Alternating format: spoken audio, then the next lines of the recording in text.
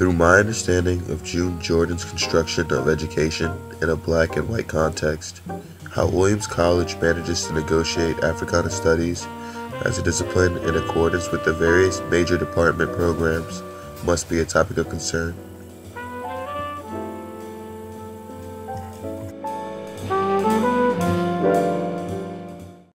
My name is John Rabner.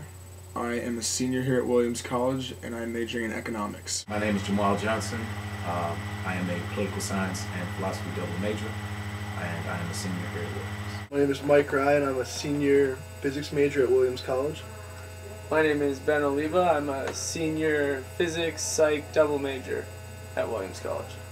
My name is Renzi Chipman. I'm a senior at Williams College. I'm an English major. Steve Denza, class of 2012, economics and psych double major.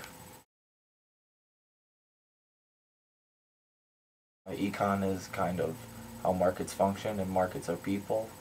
So the psychology of how people work kind of leads us to figure out how markets in themselves work. I thought they intertwined well. To understand how financial markets around the world function on a macro and a micro level, so how markets work and then how individuals within the markets act, given a set of circumstances or time period. The function of the physics department at Williams College is to give you a baseline of knowledge originally and then build upon that knowledge with more advanced classes as you get older and move on into higher levels. Still, it has introductory level classes, intermediate level classes, and advanced classes, and until you've taken the introductory and intermediate classes, you can't move on. Yeah, definitely. I mean, we have that like Physics 142 our freshman spring.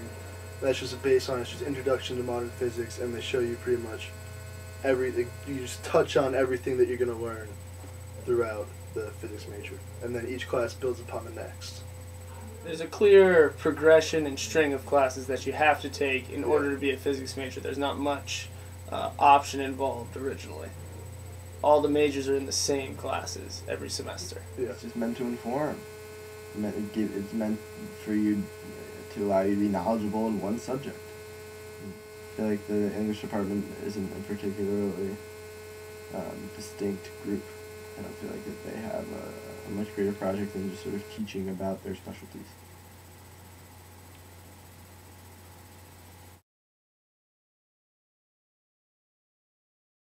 I saw it as being most applicable to the job industry, so if I had to choose something that I thought would correlate to me getting a job, I saw economics as being one that sort of eschewed its liberal arts idea where it's just focusing on learning things and like learning to think well. It was more just, it would translate well, because there's no business or finance majors here. I came to college with the intent of going on forward to law school in the future, and I felt that political science and philosophy would prepare me best to analyze law texts. This is what I was best at, and it's what came most naturally to me.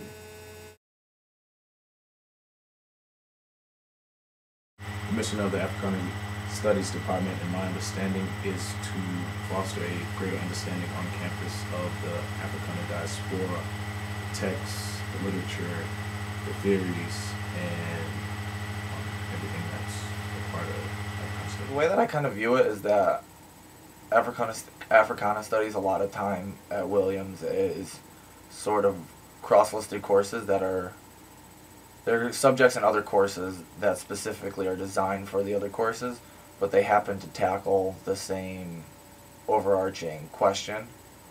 And so it's cross-listed, so it's less, I feel like at Williams it's less a department within its own, and it's more of a conglomerate of multiple departments together. It seems like such a broad topic that all the classes aren't that related. Like I took Rastafari. I also took history of the Old South, and I also took history of modern Brazil. And it's such a spectrum that they don't really seem to build off each other because they're sort of their own stories. Well, having taken Africana Studies classes, I've never really felt as if there was one overarching mission. I think each class sort of delves into its own avenue with which to study all traces of, I guess, African Americans within the context of U.S. history. Although I think, if I'm not mistaken, there's also classes on Garveyism and stuff like that, so I guess it would actually have an international component added to it as well. There probably is a crossover between Africana Studies and Psych. I could see a very interesting class being offered on, say, how, specifically looking at how African Americans are underrepresented in psych studies and how studies are skewed towards the participants that are used. I could definitely see something being offered that would be worthwhile. With the econ department, I feel like the majority of the classes in that department are specifically economics classes and not cross-listed. I don't think so. I can't speak to that for certain, but I would say that there hasn't been. It doesn't seem like the two disciplines would work together very well. I really don't see much crossover in physics. No. I think it would be a stretch to offer an entire semester on the way those two courses related to each other. There hasn't been like a big enough like breakthrough or development that was like, I don't know, that could constitute a whole Africana Studies class. I don't think so. I don't know. It's just like really, because it's more about like, the subject that you're learning. It's like about the electrodynamics or whatever.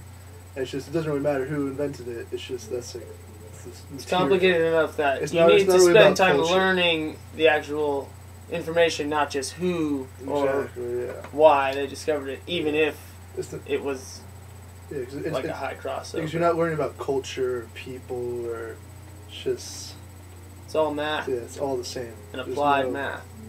Well, you're taking a class that doesn't really have a lot of social consciousness about it. It's a mathematically based course, which is very rigid in terms of the fact that you're dealing with numbers. One of the case studies that we reviewed, it was actually an experiment where they would send 10 resumes to a firm with names that they thought were quote-unquote black names, and 10 resumes to a firm with what they thought were quote-unquote white names, or standardized names, or whatever little tag you would like to apply to it. And they wanted to see, well, what are the callback rates for the African American names, so to speak, or the white names. And it came up that the white names, it was statistically significant that the white names would get more callbacks than the black names. With this study, it had sort of a social consciousness about it because it's reflecting a larger social issue. However, that is how some of the students took it. I don't know if that was actually the point of the professor. It was an interesting study, so maybe in that way it could be engaging and encourage people to partake in statistics, but I don't think there was really any intent with regard to Africana studies behind it.